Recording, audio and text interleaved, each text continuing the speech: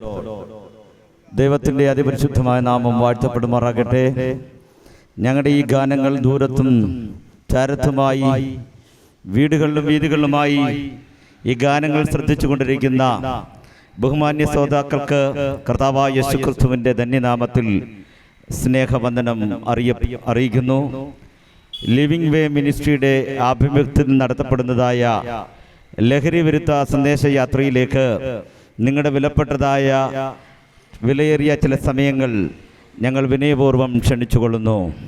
കാലം തികഞ്ഞു, ദൈവരാജ്യം സമീപിച്ചിരിക്കുന്നു. എല്ലാവരും മാനസാന്തരപ്പെട്ട് സുവിശേഷത്തിൽ വിശ്വസിപ്പിൻ. മർക്കോസിൻ്റെ സുവിശേഷം 1-ാം അധ്യായം 15-ാം വാക്യത്തിലെ കുറിവാക്യം ഉദ്ധരിച്ചുകൊണ്ട് ചില നിമിഷങ്ങൾ സുവിശേഷം പ്രസംഗിക്കുവാൻ ഞങ്ങൾ ആഗ്രഹിക്കുന്നു. കാലം തികഞ്ഞു. എന്താണ് കാലം തികഞ്ഞു എന്ന് പറഞ്ഞതിൻ്റെ അർത്ഥമെന്ന്? കാലമെന്ന് പറഞ്ഞാൽ പ്രവാചകന്മാർ പ്രവചിച്ചതായ ആ കാലത്തിൻ്റെ തികവെങ്കിലേക്ക്, അത് പൂർത്തീകരണത്തിലേക്ക് എത്തപ്പെട്ടു എന്നാണ്. ദൈവം നിശ്ചയിച്ചിരുന്ന സമയത്തിലേക്ക് നാം എത്തപ്പെട്ടിരിക്കുന്നു. കാലത്തിൻ്റെ തികവെങ്കിൽ മാനവരാശിയുടെ പാപപരിഹാരത്തിന് വേണ്ടി യേശുക്രിസ്തു ബേത്ലഹേമിൽ ജനിച്ചു. കാലത്തിൻ്റെ തികവെങ്കിൽ യേശുക്രിസ്തു മനുഷ്യൻ്റെ പാപത്തിന് വേണ്ടി ജനിക്കപ്പെടുവാനിടയായി തീർന്നു. യേശുക്രിസ്തു പ്രവചിച്ചതുപോലെ യേശുക്രിസ്തു ജീവിച്ചു. യേശുക്രിസ്തു കഴുതയുടെ പുറത്ത് വാഹനമേറുമെന്ന പ്രവചനം അത് അക്ഷരം പ്രതി നിറവേറുവാനിടയായി തീർന്നു. കഴുതക്കുട്ടിയുടെ പുറത്ത് വാഹനമേറിയ യേശു അപ്രതീക്ഷിതമായ ഒരു രാജകീയ സന്ദർശനമായിരുന്നു. ആ രാജകീയ പ്രവേശനത്തെ, യെരുശലേമിലേക്കുള്ള പ്രവേശനത്തെ ജനങ്ങൾ ആഘോഷിച്ചത് അവരുടെ ആ കൈകളുള്ളതായ വിലപ്പെട്ട തുണികളും മരത്തിൻ്റെ ശിഖരങ്ങളും ഒക്കെ വെട്ടി ആ വീഥികളിൽ വിരിച്ച് ആ രാജാവിനെ എതിരേൽക്കുന്ന അത്യുന്നതങ്ങളിൽ ദൈവത്തിന് മഹത്വം, അതുപോലെ രാജാവിന് ഹോസന്ന ഹോസന്ന എന്ന് പാടിക്കൊണ്ട് അവർ രാജാവിനെ എതിരേൽക്കുവാനിടയായി തീർന്നു. അന്ന് അടയ്ക്കപ്പെട്ടതായ യെരുശലേമിൻ്റെ തെക്കേ വാതിൽ അത് ഇന്നും അടയ്ക്കപ്പെട്ട് കിടക്കുകയാണ്. പ്രവചനം പറയുന്നു, ആ വാതിൽ കൂടി കർത്താവ് വീണ്ടും വരാൻ പോകുന്നു. അതിൻ്റെ പ്രവചന നിവർത്തി ഇന്ന് ലോകത്തിൽ സംഭവിച്ചു കൊണ്ടിരിക്കുന്നു. കാലത്തിൻ്റെ തികവെങ്കിൽ യേശുക്രിസ്തു നമുക്ക് വേണ്ടി ജനിക്കപ്പെടുവാനിടയായി തീർന്നു. ഈ കാലം അസ്തമിക്കുവാൻ പോകുകയാണ്. നാം ഇവിടെ ഉണ്ടായിരിക്കുന്നതായ നമ്മുടെ ഭൂമിയും നമ്മുടേതായ ഈ ഉള്ളതായ രാഷ്ട്രീയ സംവിധാനങ്ങളെല്ലാം എല്ലാത്തിനും ഒരു അവസാന പീരീഡിലേക്ക്, അവസാന ലാപ്പിലേക്ക് എത്തപ്പെട്ടിരിക്കുകയാണ്. വേദപുസ്തകം ആരംഭിക്കുന്നത് തന്നെ ഈ പ്രപഞ്ചത്തിൻ്റെ ഉൽപ്പത്തിയെക്കുറിച്ചും ആകാശവും ഭൂമിയും എങ്ങനെ ഉണ്ടായി എന്ന് വേദപുസ്തകം അത് ആരംഭിക്കുന്നു. ഉൽപ്പത്തി പുസ്തകത്തിൽ അതിൻ്റെ വ്യക്തമായ ചരിത്രം ആരംഭിക്കുന്നുണ്ട്. എന്നാൽ വേദപുസ്തകത്തിൻ്റെ അവസാനവും അങ്ങനെയാണ്.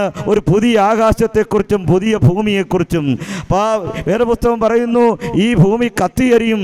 അത് ആ കത്തിയെറിയപ്പെടുമെന്നതായ സത്യം അത് ശാസ്ത്രവും സമ്മതിക്കുന്നതായ നഗ്നസത്യമാണ് ഈ ഭൂമിയെക്കുറിച്ചും പറഞ്ഞിരിക്കുന്നത്. കാലത്തിൻ്റെ തികവെങ്കിലേക്ക് നാം എത്തപ്പെട്ടിരിക്കുകയാണ്.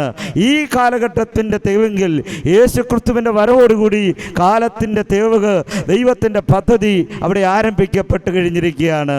ദൈവം മനുഷ്യനായി ഭൂമിയിൽ അവതരിച്ച് മനുഷ്യനോടുകൂടി പ്രവർത്തിക്കുന്ന ഒരു കാലഘട്ടം അവിടെ ഉദയം ചെയ്യപ്പെടുവാനിടയായി തീർന്നു. യേശുക്രിസ്തുവിൻ്റെ പ്രഭാഷണം ആരംഭിക്കുന്നത് ഈ വാക്യം എടുത്തുദ്ധരിച്ചുകൊണ്ടാണ്. കാലം തികഞ്ഞു, ദൈവരാജ്യം സമീപിച്ചിരിക്കുന്നു. എന്താണ് ദൈവരാജ്യം? ദൈവം രാജാവായി വസിക്കുന്ന രാജ്യമാണ് ദൈവരാജ്യം. ദൈവം രാജാവായി വസിക്കുന്ന രാജ്യത്തെ ദൈവരാജ്യം, അതൊരു ദൈവിക ആത്മീകമായ ഭരണകൂടമാണ്, ആത്മീയമായ രാജ്യമാണ് ദൈവരാജ്യം എന്ന് പറയുന്നത്. ദൈവരാജ്യത്തെക്കുറിച്ച് വേദപുസ്തകത്തിലെ നിർവചനം ഇങ്ങനെയാണ്: ദൈവരാജ്യം എന്ന് പറഞ്ഞാൽ ഭക്ഷണമല്ല, പാനീയമല്ല, നീതിയും സമാധാനവും പരിശുദ്ധാത്മാവിൽ സന്തോഷമത്രേ. ദൈവരാജ്യത്തിൽ നീതിയുണ്ട്. കാരണം ദൈവരാജ്യം ഭരിക്കപ്പെടുന്നത് നീതിമാനായ രാജാവാണ്. ദൈവരാജ്യത്തിൽ സമാധാനമുണ്ട്. അവിടെ ഭരിക്കുന്നത് സമാധാന പ്രഭു ഭരിക്കുന്ന രാജ്യമാണ്. സമാധാനത്തിൻ്റെ പ്രഭു ഭരിക്കുന്നതായ രാജ്യത്തിൽ, നമ്മുടെ രാജ്യത്തിൽ സമാധാനമില്ലാത്തതായ, സമാധാനം മനുഷ്യന് നഷ്ടപ്പെട്ടുകൊണ്ടിരിക്കുകയാണ്. എങ്ങനെ മനുഷ്യന് സമാധാനം ലഭിക്കുവാണ്ടിയായിത്തീരും? സമാധാനം ഒരിക്കലും നമുക്ക് വില കൊടുത്ത് മേടിക്കുവാൻ കഴിയുന്നതല്ല, അത് സമാധാനം ഉണ്ടാക്കേണ്ടതാണ്. അതുകൊണ്ടാണ് യേശുവിൻ്റെ ഗിരിപ്രഭാഷണത്തിൽ ഇങ്ങനെ പറഞ്ഞിരിക്കുന്നത്, സമാധാനം ഉണ്ടാക്കുന്നവർ ഭാഗ്യവാന്മാർ. സമാധാനം സൃഷ്ടിക്കപ്പെടേണ്ടതാണ്, മനുഷ്യനുണ്ടാക്കേണ്ടതാണ്. എന്നാൽ മനുഷ്യന് സമാധാനമുണ്ടോ? നമ്മുടെ കുടുംബത്തിൽ സമാധാനമുണ്ടോ? എന്നാൽ സമാധാനമില്ലാത്തവർക്ക് സമാധാനം നൽകുന്ന സന്ദേശമാണ് സുവിശേഷം എന്ന് പറയുന്നത്. കാലം തികഞ്ഞു, ദൈവരാജ്യം സമീപിച്ചിരിക്കുന്നു. ദൈവരാജ്യം എന്ന് പറഞ്ഞാൽ നീതിയും സമാധാനവും പരിശുദ്ധാത്മാവിൽ സന്തോഷവും അത്രേ. അവിടെ നിത്യ സന്തോഷമാണ്. പരിശുദ്ധാത്മാവിൻ്റെ പ്രവർത്തന മുഖാന്തരമായിട്ട് സന്തോഷം കൊണ്ട് നിറയുന്നതായ ഒരു സാമ്രാജ്യമാണ് ദൈവരാജ്യം എന്ന് പറയുന്നത്. ദൈവരാജ്യം സമീപിച്ചിരിക്കുന്നു, അടുത്തിരിക്കുന്നു. അതുകൊണ്ട് നാം എന്താണ് ചെയ്യേണ്ടത്? എല്ലാവരും മാനസാന്തരപ്പെടണം. ഇനി എന്താണ് മാനസാന്തരം? മാനസാന്തരം എന്ന് പറഞ്ഞാൽ മതം മാറ്റമല്ല, മനസ്സിനുണ്ടാകുന്ന മാറ്റമാണ്. ദൈവത്തെങ്കിലേക്ക് തിരിയുന്നതാണ് മാനസാന്തരം.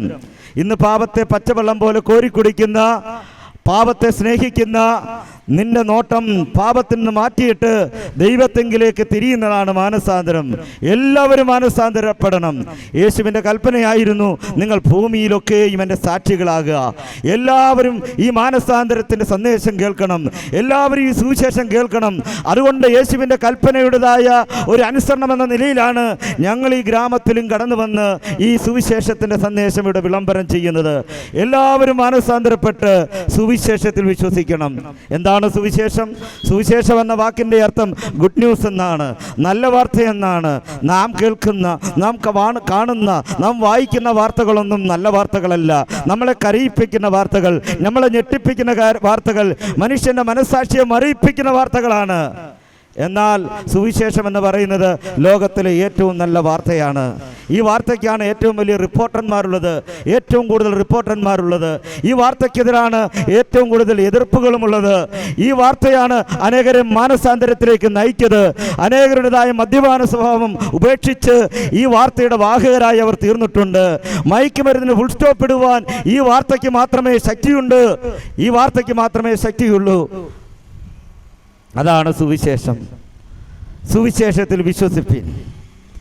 സുവിശേഷത്തിൻ്റെ നിർവചനം ഇങ്ങനെയാണ്: ദാവീദിൻ്റെ സന്തതിയായി ജനിച്ച് മരിച്ച് അടക്കപ്പെട്ട് മൂന്നാം നാൾ ഉയർത്തെഴുന്നേറ്റ യേശു ക്രിസ്തുവിനെ ഓർത്തുകൊള്ളുക. യേശു ക്രിസ്തു ആരാണ്? യേശു ക്രിസ്തുവിനെ കുറിച്ച് പണ്ഡിതന്മാർ, മഹാരഥന്മാർ പറഞ്ഞത് എന്താണ്? ഇന്ത്യയുടെ രാഷ്ട്രപിതാവായിരുന്ന മഹാത്മാഗാന്ധിയോട് ചോദിച്ചു, അല്ലയോ മഹാത്മാവേ, താങ്കൾ എങ്ങനെയാണ് സ്വതന്ത്ര ഭാരതത്തെ ഭരിക്കുവാൻ പോകുന്നത് ചോദിച്ചപ്പോൾ അദ്ദേഹം പറഞ്ഞു, യേശുവിൻ്റെ ഗിരിപ്രഭാഷണം എൻ്റെ കരങ്ങളിലുണ്ടല്ലോ, അതനുസരിച്ചായിരിക്കും ഞാൻ സ്വതന്ത്ര ഭാരതത്തെ ഭരിക്കുവാൻ പോകുന്നത്. എന്തിനേറെ പറയുന്നു, വിശ്വപ്രസിദ്ധ വാഗ്മിയായ വിവേകാനന്ദർ ഒരിക്കൽ പറഞ്ഞു, യേശു ക്രിസ്തുവിൻ്റെ കാലഘട്ടത്തിൽ ഞാൻ ജീവിച്ചിരിക്കുകയായിരുന്നെങ്കിൽ അദ്ദേഹത്തിൻ്റെ പാദങ്ങൾ കഴുകുന്നത് എൻ്റെ കണ്ണുനീർത്തുള്ളി കൊണ്ടാകുമായിരുന്നില്ല, എൻ്റെ ഹൃദയത്തിലെ രക്തം കൊണ്ടാകുമായിരുന്നു എന്ന് അദ്ദേഹത്തിൻ്റെ ഹൃദയത്തിൽ നിന്ന് പറിച്ചെടുത്തൊരു വാചകം വളരെ വിശ്വപ്രസിദ്ധമാണ്. എന്നാൽ യേശുക്രിസ്തു ആരാണ്? യേശുക്രിസ്തുവിനെ കുറിച്ച് തിരുവചനം എന്താ പറയുന്നത്? യേശുക്രിസ്തു പറഞ്ഞു, ഞാൻ തന്നെ വഴിയും സത്യവും ജീവനുമാകുന്നു. ഞങ്ങളുടെ ടീമിൻ്റെ പേര് തന്നെ ലിവിംഗ് വേ മിനിസ്ട്രി എന്നാണ്. ജീവൻ്റെ വഴി എന്ന് പറയുന്നത് മനുഷ്യന് വഴി ഏതെന്നറിയാവുന്നതായ ഒരു കാലഘട്ടത്തിലേക്ക് മനോഹരമായ ഒരു കവിതയുണ്ട്. അദ്ദേഹം ഇങ്ങനെ, റോബർട്ട് ഫോർസിൻ്റെ റോഡ് നോട്ട് ടേക്കൺ എന്ന് പറയുന്നൊരു കവിത, അദ്ദേഹത്തിന് ഇങ്ങനെയാണ് പരാമർശിക്കുന്നത്: രണ്ട് വഴികളുണ്ട്, അതിലൊരു മനുഷ്യൻ വളരെയധികം കൺഫ്യൂഷനായിട്ട് രണ്ട് വഴികളിൽ ഏത് തിരഞ്ഞെടുക്കണമെന്ന് അവൻ ഭാരപ്പെടുകയാണ്. ഒന്നാമത്തെ വഴി എന്ന് പറയുന്നത് എല്ലാവരും നടന്നുപോയ വഴിയാണ്, അവിടെ ഒരു നല്ല പാത തെളിഞ്ഞു കിടപ്പുണ്ട്. എന്നാൽ രണ്ടാമത്തെ വഴി ആരും കടന്നു പോകാത്തൊരു വഴി. അദ്ദേഹം ആദ്യം നിശ്ചയിക്കുന്നു, ഇനിയും എല്ലാവരും തിരഞ്ഞെടുത്ത വഴിയിൽ കൂടി ഞാൻ കടന്നു പോകാമെന്ന് പറഞ്ഞ് അദ്ദേഹം ആ വഴി തിരഞ്ഞെടുക്കും തീരുമാനിക്കുന്നു. കുറച്ചു നേരം കഴിഞ്ഞിട്ട് അദ്ദേഹം തീരുമാനിക്കുന്നു, ഇനി ആരും തിരഞ്ഞെടുക്കാത്തതായ ഒരു വ്യത്യസ്തമായ വഴിയിൽ കൂടി ഞാൻ പോകുവാനായിട്ട് തിരഞ്ഞെടുക്കുന്നു എന്ന് പറഞ്ഞ കവിത അവസാനിപ്പിക്കുകയാണ്. എന്നാൽ വഴി അറിയാൻ വയ്യാതെ ഭാരപ്പെടുന്ന സുഹൃത്തെ, സഹോദര, യേശു ക്രിസ്തു ഏക വഴിയാണ്. യേശു ക്രിസ്തു ഞാൻ തന്നെ വഴിയാണ്. എങ്ങനെ, എവിടേക്കുള്ള വഴിയാണ്? യേശുക്രിസ്തു നിത്യജീവനിലേക്കുള്ള വഴിയാണ്, നിത്യസ്നേഹത്തിലേക്കുള്ള വഴിയാണ്, സമാധാനത്തിലേക്കുള്ള വഴിയാണ്. യേശുക്രിസ്തു നിത്യജീവനിലേക്ക്, സ്വർഗരാജ്യത്തിലേക്കുള്ളതായ ഏക വഴിയാണ്. ഈ വഴിയിൽ കൂടെ അല്ലാതെ ആർക്കും ദൈവരാജ്യത്തിൽ പ്രവേശിക്കുവാൻ കഴിയത്തില്ല. യേശുക്രിസ്തു വഴിയാണ്, യേശുക്രിസ്തു സത്യമാണ്, യേശുക്രിസ്തു ജീവനാണ്. വെറും ജീവനല്ല, നിത്യജീവനാണ്. അന്തമില്ലാത്ത, അറുതിയില്ലാത്തതായ, അറ്റമില്ലാത്തതായ, അനന്തതയോളം നീണ്ടു നിൽക്കുന്നതായ നിത്യജീവനാണ് യേശുക്രിസ്തു. ആ യേശുക്രിസ്തു പറയുകയാണ്, കാലം തികഞ്ഞു, ദൈവരാജ്യം സമീപിച്ചിരിക്കുന്നു, എല്ലാവരും മാനസാന്തരപ്പെട്ട് സുവിശേഷത്തിൽ വിശ്വസിപ്പിൻ. സുവിശേഷത്തിന്റെ നിർവചനം ഇങ്ങനെയാണ്: ദാവീദിന്റെ സന്തതിയായി ജനിച്ച് മരിച്ച് അടക്കപ്പെട്ട് മൂന്നാം നാൾ ഉയർത്തെഴുന്നേറ്റ യേശുക്രിസ്തുവിനെ ഓർത്തുകൊള്ളുക. ആരാകുന്നു സുവിശേഷം?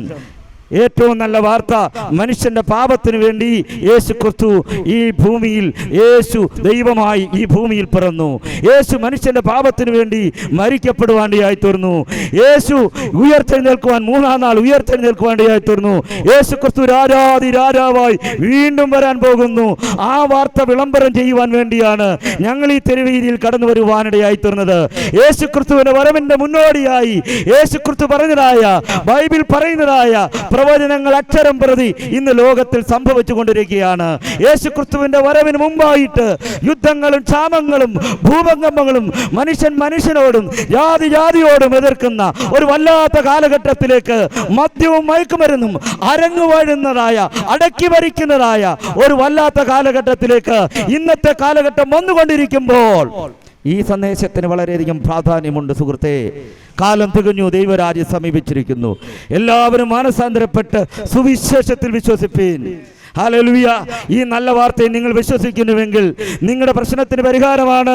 യേശു നിങ്ങളെ സ്നേഹിക്കുന്നു, സുവിശേഷത്തിൽ വിശ്വസിപ്പീൻ എന്ന് പറഞ്ഞാൽ നിങ്ങളുടെ ഹൃദയം ഇന്ന് ഭരിക്കുന്നത്, നിങ്ങൾക്ക് നല്ല കാര്യങ്ങൾ ചെയ്യണമെന്ന് ആഗ്രഹമുണ്ട്, മദ്യപാനം ഉപേക്ഷിക്കണമെന്ന് ആഗ്രഹമുണ്ട്, മയക്കുമരുന്ന് ഉപേക്ഷിക്കണമെന്ന് ആഗ്രഹമുണ്ട്, പലയാവർത്തി തീരുമാനങ്ങൾ എടുത്തു, എന്നാൽ അതൊന്നും നടപ്പിലാക്കുവാൻ കഴിയാതെ നീ ഭാരപ്പെടുകയാണോ? അതിൻ്റെ അർത്ഥമെന്ന് പറഞ്ഞാൽ നിന്റെ ഹൃദയത്തെ ഭരിക്കുന്നത് ഈ ലോകത്തിന്റെ ശക്തികളായ പൈശാചിക ശക്തികൾ, തിന്മയുടെ ശക്തികൾ മനുഷ്യനെ ഭരിച്ചുകൊണ്ടിരിക്കുകയാണ്. എന്നാൽ ഈ ഭരണം ഒന്ന് മാറിയിട്ട് ആ ഭരണം എൻ്റെ യേശുവിനെ ഒന്ന് ഏൽപ്പിക്കുവാൻ നീ സുഹൃത്തെ തയ്യാറാണോ? ഇന്ന് നിന്റെ പ്രശ്നത്തിന് പരിഹാരമാണ്. നിന്റെ ഹൃദയം ഒരു ദൈവരാജ്യമായി മാറ്റപ്പെടുവാൻ, യേശു നിന്റെ ഹൃദയത്തിലേക്ക് കടന്നു വരുമ്പോൾ നിന്റെ ഹൃദയം ഒരു ദൈവരാജ്യമായി മാറ്റപ്പെടും. ഒരു ഭരണമാറ്റത്തിന് എത്ര പേർ തയ്യാറുണ്ട് സുഹൃത്തുക്കളെ?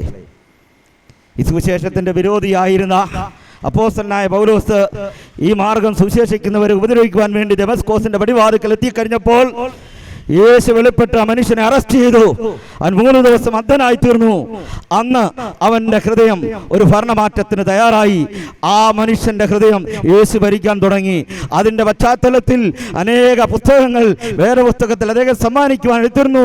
ഞങ്ങൾക്ക് സുവിശേഷത്തിന് ആവേശമായി നിൽക്കുന്നത് അദ്ദേഹത്തിന്റെ ആ വചനങ്ങളും അദ്ദേഹത്തിന്റെ പ്രവൃത്തികളും അപ്പോസ്തലനായ പൗലോസ് മാതൃകയായി നിൽക്കുന്നു. പ്രിയ സുഹൃത്തേ, ഇന്ന് പകൽക്കാലം ഈ സന്ദേശം ഒരു ഭരണമാറ്റത്തിന് നീ തയ്യാറാകുന്നുണ്ടോ? യേശു നിന്റെ ഹൃദയത്തിൽ രാജാവായി വരുവാൻ ആഗ്രഹിക്കുന്നു. യേശുവിനെ ഹൃദയം കൊണ്ട് അതിനുവേണ്ടി പ്രത്യേകിച്ച് ഒന്നും ചെയ്യണ്ട. നീ നിൽക്കുന്ന നിൽപ്പിൽ നിന്നുകൊണ്ട്, കർത്താവേ അങ്ങന്റെ ഹൃദയത്തിലേക്കൊന്ന് കടന്നു വരണമേ, എൻ്റെ ഭവനത്തിലേക്കൊന്ന് കടന്നു വരണമേ എന്ന ഹൃദയം കൊണ്ടൊന്ന് വിശ്വസിച്ചാൽ നീ രക്ഷിക്കപ്പെടും. ദൈവവചനം പറയുന്നു, ഞാൻ വാതിൽക്കൽ നിന്ന് മുട്ടുന്നു, ആരെങ്കിലും എൻ്റെ ശബ്ദം കേട്ട് വാതിൽ തുറന്നു കൊടുത്താൽ ഞാൻ അവൻ്റെ അടുക്കൽ ചെന്ന് ഞാൻ അവനോടും കൂടി അത്താഴം കഴിക്കും. പ്രിയ സുഹൃത്തേ, ഞങ്ങൾ നിങ്ങൾക്ക് വേണ്ടി പ്രാർത്ഥിക്കാൻ പോകുകയാണ്. യേശു എൻ്റെ ഹൃദയത്തിൽ രാജാവായി എന്ന് വരുവാൻ ഞാൻ ആഗ്രഹിക്കുന്നു. അതിനുവേണ്ടി എന്നെ തന്നെ സമർപ്പിക്കുന്നു എന്ന് ആര് തീരുമാനിക്കുന്നു? യേശു നിൻ്റെ ഹൃദയത്തിലേക്ക് വന്നാൽ നിൻ്റെ ഹൃദയം ഒരു ദൈവരാജ്യമായി മാറ്റപ്പെടുന്നു. നിൻ്റെ ഭവനം ഒരു ദൈവരാജ്യമായി മാറ്റപ്പെടും. നിൻ്റെ വില്ലേജ് ഒരു ദൈവരാജ്യമായി മാറ്റപ്പെടും. മാത്രമല്ല, യേശുക്രിസ്തു രാജാതി രാജാവായി വീണ്ടും വരാൻ പോകുന്നു. യേശുക്രിസ്തുവിനെ എഴുന്നേൽക്കാൻ നിങ്ങളെല്ലാവരും ഒരുങ്ങിക്കൊള്ളുക എന്ന സന്ദേശത്തോടു കൂടി ഞങ്ങളുടെ വാക്കുകൾക്ക് വിരാമം കുറിക്കുന്നു. കർത്താവിൻ്റെ ദാസൻ പ്രാർത്ഥിക്കുന്നതായി.